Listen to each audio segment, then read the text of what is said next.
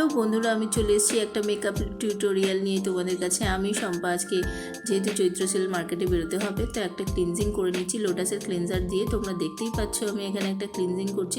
লোটাসের এই ক্লিনজারটা ভীষণ ভালো।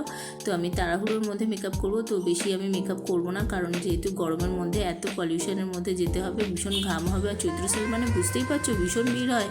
এই ভিড়ের মধ্যে দিয়ে ধাক্কাধাক্কি করে ঘাম হলে সব ভেস্তে যাবে।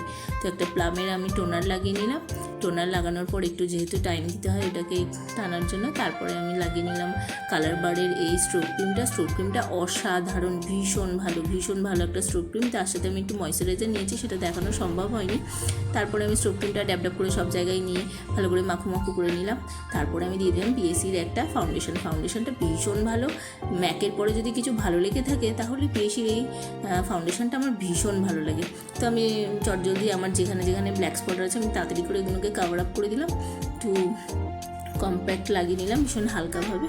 তো যেহেতু এটা আমার চৈত্র সেলের ব্যাপার, যাওয়ার মধ্যে খুব ভিড় হবে, আমি বেশি মেকআপ করবো না, একটু হাইলাইটিং করে নিলাম, ব্যাস।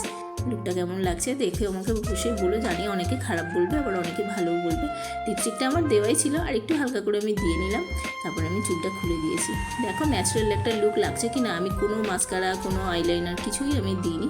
তো একটা গ্লোই একটা ন্যাচারাল লুক নিয়ে আমি বেরিয়ে পড়বো। পিছন দিক দিয়ে গাড়িরা তো আওয়াজ আসছে, ডাকছে, কিন্তু আমি বেরোতে পারছি না। যতই হোক নিজেকে কমপ্লিট না করে তো বেরোনো যায় না, তাই আমি একটুখানি রেডি হতে সময় নিলাম। তোমরা আমাকে জানিও কিন্তু, ভালো লাগলে লাইক শেয়ার